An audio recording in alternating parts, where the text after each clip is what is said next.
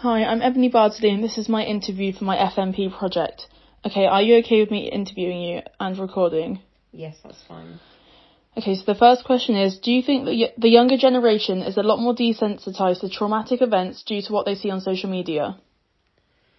I think that because everything is so accessible these days, people maybe are just scrolling through their phones and they vaguely see things, but they don't maybe take everything in properly. I think back when I was younger, we would only see things maybe in a newspaper if it was left on the kitchen table, or you'd occasionally see the odd flash of news. It wasn't always there for us to see all of the time. So when we did see things that were shocking, they stayed in your mind more. However, I do think that the generation these days, they do tend to, if there's something that they're concerned about, they will maybe investigate it more with all the accessible information. Okay, thank you. Okay, so do you think that protesting is effective when done by just one person, and if so, what forms of protest do you think have the biggest impact? No, I don't really think that protests are very effective in general anyway. But definitely when it's just one person, it's not going to be very effective. But that doesn't mean that you shouldn't stand up for what you believe in or state your case for things. And obviously, if you're in the right place, then people will listen. However, I think protests are so overdone at the moment, and there are so many of them, that a lot of people just get fed up with seeing them, or they're seen as an inconvenience maybe, but they don't really take in the message that's trying to be conveyed. Okay, interesting. Do you think that celebrities are willing to be just as dishonest as politicians when it comes to protecting their image? Oh yes, I think that actually celebrities are more willing to be dishonest because they have their persona to present to the public, and actually they would prefer the public see them as a certain image, whereas behind closed doors they're probably something very different. Politicians are obviously stating what they believe is for the good of the country maybe, but they may have slightly different personas behind closed doors, but they are more likely to believe in what they're saying. Whereas celebrities are doing it for the status and for financial reasons very often, to become famous. They have very different reasons for it. So I do believe that celebrities are more likely to be dishonest. Okay.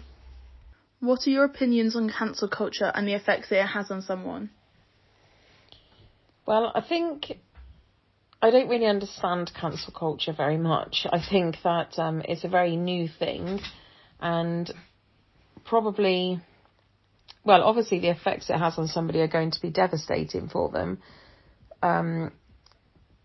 Possibly the reason that they've been cancelled is for very good reason. So then obviously it's good that they've been cancelled. However, the social media and the backlash that people get with things these days is obviously detrimental at times. Obviously thinking about Caroline Flack and the impact that social media had on her, I think it's important for us to think about how our actions can impact somebody else's life. So if somebody has done something wrong and actually done something wrong, then fair enough that they need to leave their job, etc. But they don't need to be hounded by the public. Okay, thank you. How do you think older generations' attitudes to change would be if they had grown up in a world with easy access to the internet and social media? I think probably if they'd grown up with social media and the internet, then I suppose they would be they would find change easier than they do at the moment. I mean, my grandparents are unable to use the internet, so they have to ask me to do everything for them. And they struggle with change. For example, that with the doctors, have to email. They can't do that.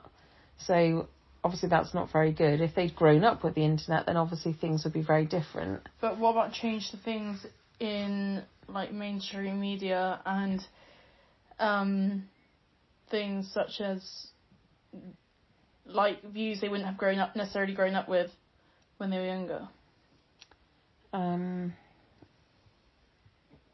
Sorry, could you be more specific? About please? like political matters or matters about people's human rights and things.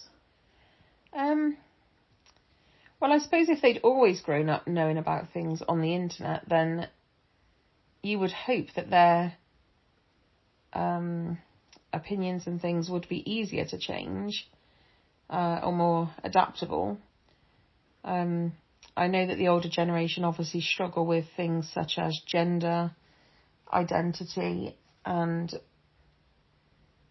even the issues of homosexuality. So obviously if they'd grown up being able to read more about that, or just if it had been more where they'd seen more people of different genders and different identities, then I suppose they would have just been more accepting. Sorry, I couldn't think of the word. More accepting of everybody to begin with. And I don't think you meant to say that like homosexuality issues. You just mean the concept. Yes, sorry, the concept of homosexuality. Not too influenced.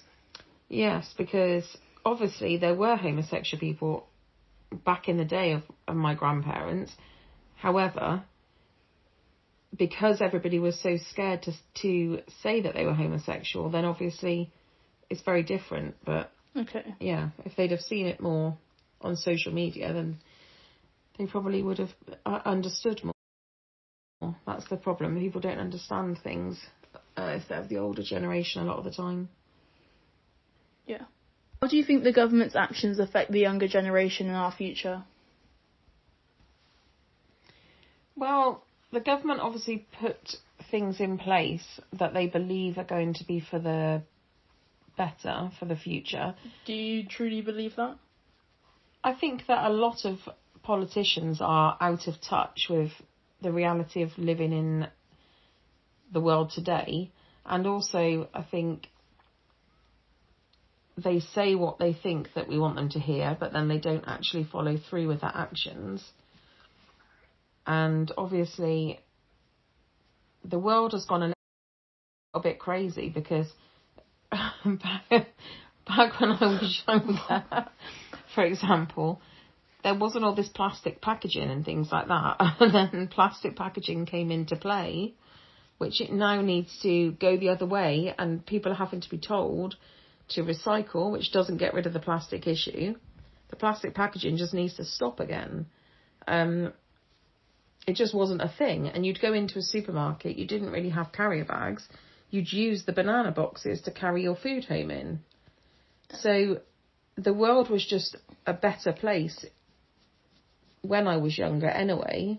There were less cars in certain ways, there were less cars on the road, etc., etc. But now the politicians are having to put into place things to help to save the environment and to make it better again. Whereas, obviously, the world's gone the wrong way at some point and to bring all of these things in. Do you think the government listens to what people actually want, and when there are protests and political movements, do you think they listen? No, I don't think protests do any good at all. Really. I think it's important for people to be able to have their say, yes. But I don't think... No, but do you think the government is listening to people? No, I don't think they do.